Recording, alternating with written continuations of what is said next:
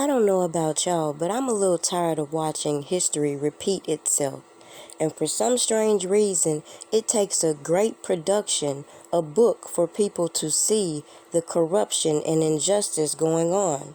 For some strange reason, people also watch that same notion, and these people monopolize and capitalize off of writing fictitious stories to capitalize. Meanwhile, we watch quote-unquote black people destroy each other while these corporations continue to profit. And then the crabs out here are still bickering over who's profiting, who's doing this, who's doing that, and missing the big picture.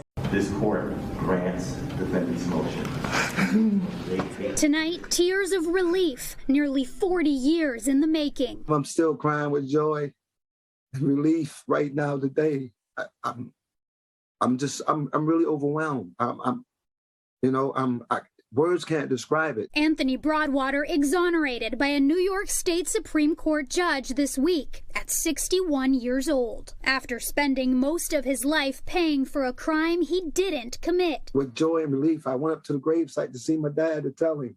I wish to God he was here. Broadwater was 20 when he was charged with the rape of Alice Sebold, who went on to write bestseller The Lovely Bones. The alleged crime happened in 1981 at a park in Syracuse, New York. Sebold described the attack in detail almost 20 years later in Lucky, a book that launched her career as an author. Her next hit, The Lovely Bones, was later adapted into an award-winning film. But all this was after Broadwater was convicted for first-degree rape and 5 related charges. He spent 16 years in prison. Through the years, he maintained his innocence. After serving his sentence, he quickly realized his life would never be the same. One of my favorite books is a book called Black Boy by Richard Wright.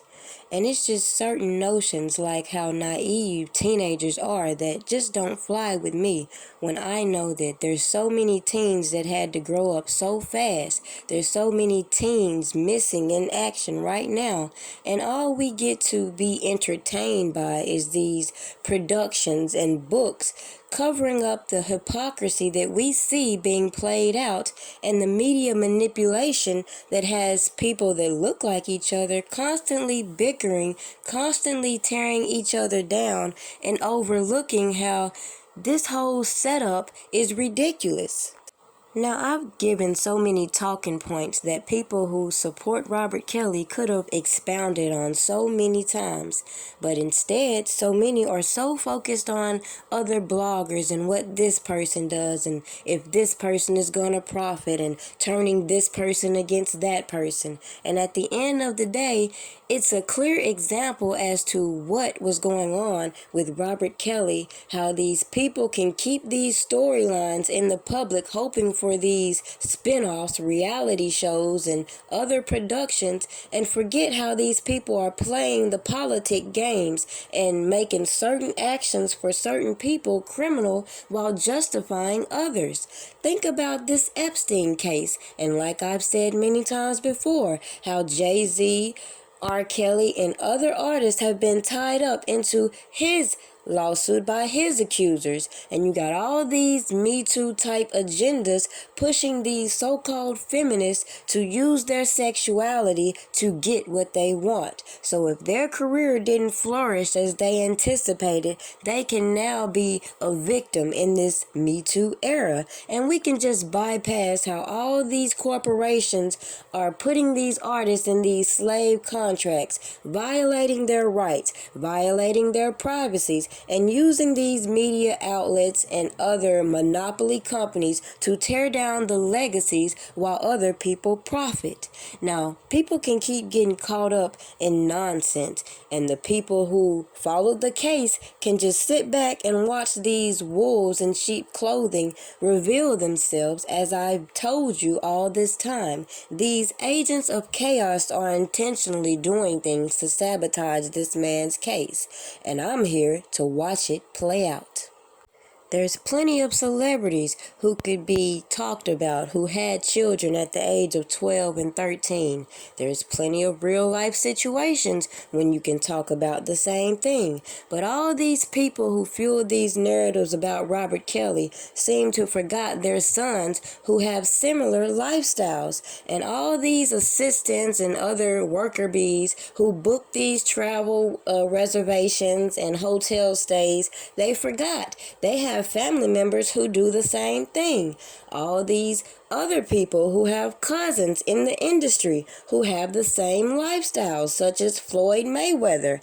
Why should Robert Kelly be penalized when all these people admit to bringing these women around this man, which the government is saying is recruitment? Meanwhile, we have this whole lifestyle that was put out in the public through the Playboy Mansion.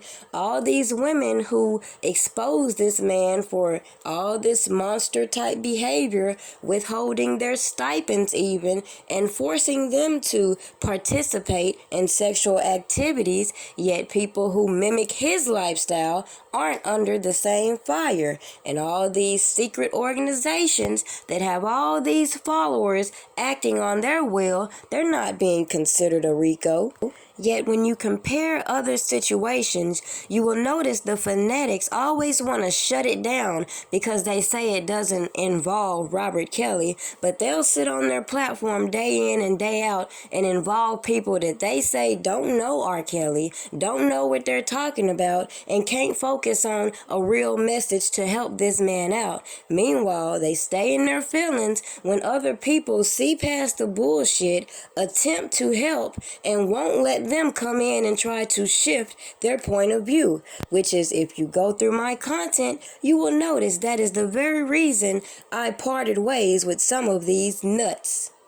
So to wrap up this video, to put into context as to everything you see playing out now, it's very strange that I've told you all for the past 2+ years that all these shady people will reveal themselves. The same thing I told these people who I disconnected from, who I realized don't have the same motivation as I, which is to change the narrative about this man instead of feeding into the bullshit that's going on the internet. Period.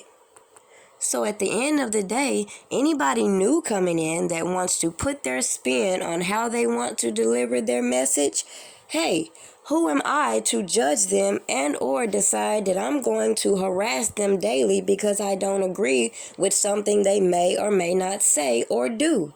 At the end of the day, I have invited everyone to do their own research so that in moments like this, you won't be so triggered into losing focus as to all the facts that we know versus the information that needs to be put out there so that other people can start doing their research. Regardless of whether the facts are 100% accurate or not, if it's enough to compel an individual to check into the situation, that seems like a job well done to me. As far as us who know the case, we know what we know.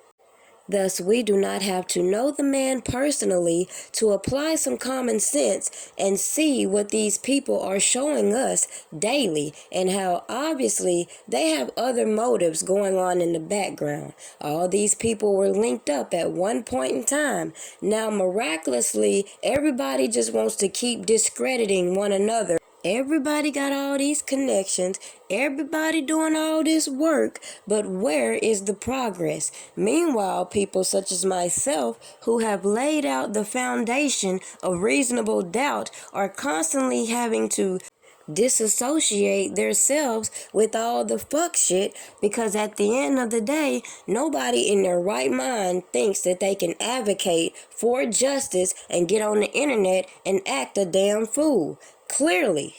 And I always find it funny when people do decide to mention my name or get offended when others mention my name, when at the end of the day, if they had followed my blueprint, maybe their message would have surpassed what I have to say. All their efforts would have surpassed what I have to say. considering I'm just a conspiracy theorist and I don't know nobody, and I damn sure ain't kissing nobody ass to get no exclusives that are going to further incriminate a person that I claim to support, regardless of how many fake ass articles these lames want to try to associate with me. Okay?